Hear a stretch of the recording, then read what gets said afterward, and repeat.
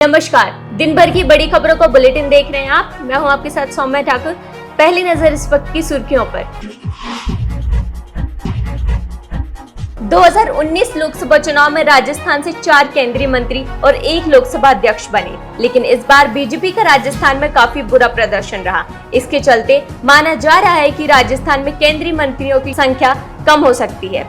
इस बीच पीएम मोदी राजपूत समाज, ब्राह्मण समाज और एसटी वर्ग को साधते हुए मंत्री बना सकते हैं। इसमें ब्राह्मण समाज से नया चेहरा बीजेपी प्रदेश अध्यक्ष सीपी जोशी, राजपूत समाज से नए चेहरे के तौर पर राव राजेंद्र सिंह मंत्रिमंडल में शामिल हो सकते हैं।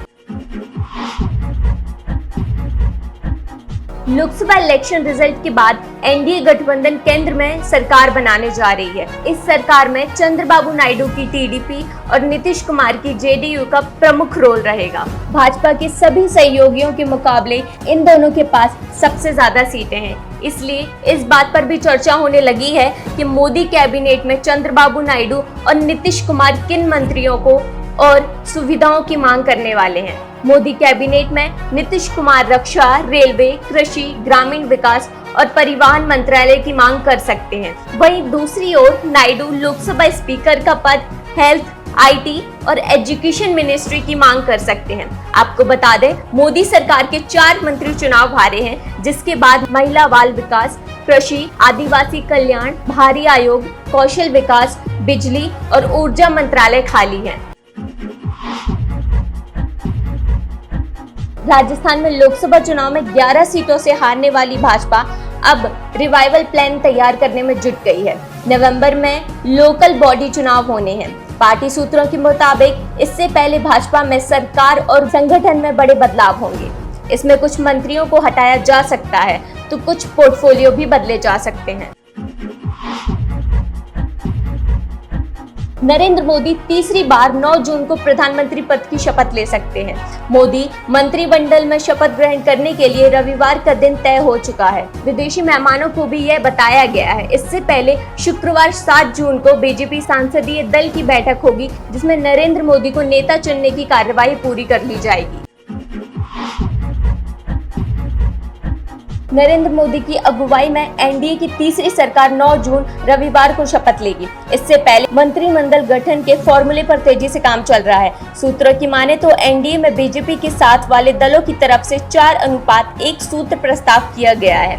सहयोगी दल चाहते हैं कि उन्हें उनके सभी 4 सांसदों पर 1 मंत्री पद मिले। अगर ये फॉर्मूला ही लागू हुआ तो बीजेपी के साथ वाले दलों के 25% सांसद मंत्री बन जाएंगे। लोकसभा चुनाव नतीजे पर सचिन पायलट ने बड़ा बयान दिया। टोंक में पूर्व डिप्टी सीएम सचिन पायलट ने कहा कि जनता ने भाजपा की जन विरोधी नीतियों पर इंडिया अलायंस को समर्थन दिया है।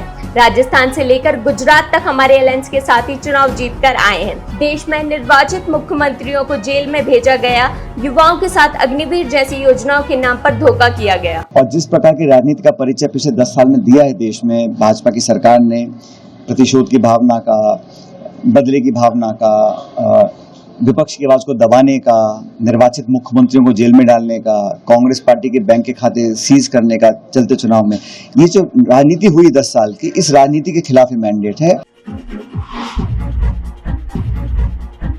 राजस्थान के अलवर लोकसभा क्षेत्र से सांसद भूपेंद्र यादव ने कहा कि चुनाव जीतने के बाद पानी सभी तक पहुंचाना ही मेरी प्राथमिकता है। उन्होंने कहा कि मैं कभी अपनी प्राथमिकता नहीं बदलता हूं। उन्होंने कहा कि चुनाव से पहले कुछ भी बातें हुई हों, लेकिन चुनाव प्रक्रिया पूरी होने के बाद अब मैं पूरे अलवर का सांसद हूं और अब अलवर ही मेरी निवास है। बता दें, अलवर में एक वकील ने पानी नहीं मिलने से खुदकुशी कर ली। राजस्थान में लोकसभा चुनाव के परिणाम सामने आने के बाद भारतीय आदिवासी पार्टी राजस्थान की तीसरी सबसे बड़ी पार्टी बन गई है। ऐसे में हनुमान बेनीवाल की आरएलपी और आम आदमी पार्टी से भारतीय आदिवासी पार्टी आगे निकल गई है। ऐसे में बांसवाड़ा में नेता महेंद्र सिंह मालवीय को हराने के बाद सुर्खियों में आए राजकुमार राउत की काफी चर्चा हो रही है। फर्जी दस्तावेज और डमी कैंडिडेट बैठाकर नौकरी पाने वाले कर्मचारियों पर अब कार्रवाई होगी। कार्मिक विभाग ने सभी विभागों को आदेश भेजा है। पिछले 5 साल में सरकारी नौकरी पाने वाली सभी कर्मचारियों की जांच की जाएगी। कार्मिक विभाग के अनुसार पिछले 5 साल में फर्जी डॉक्यूमेंट्स और डमी कैंडिडेट बैठाकर सरकारी नौकरी ली गई है। विभाग ने कमेटी का गठन कर लिया है। अब कैंडिडेट जांच करेगी और नौकरी वाला व्यक्ति खुद परीक्षा देकर नौकरी पाया या किसी डमी कैंडिडेट को बैठाकर नौकरी हासिल की, उनके सभी दस्तावेजों की जांच होगी। राजस्थान की जोधपुर सीट से तीसरी बार सांसद बन चुके गजेंद्र सिंह शेखावत की राजपूतों में अच्छी पकड़ है।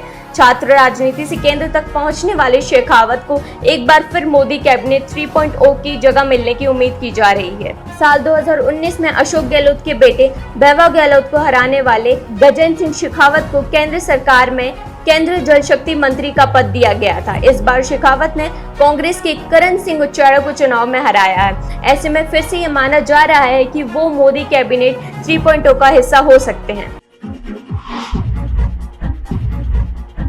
फिलहाल बुलेटिन में बस इतना ही, फिर होगी आपसे मुलाकात। नमस्कार।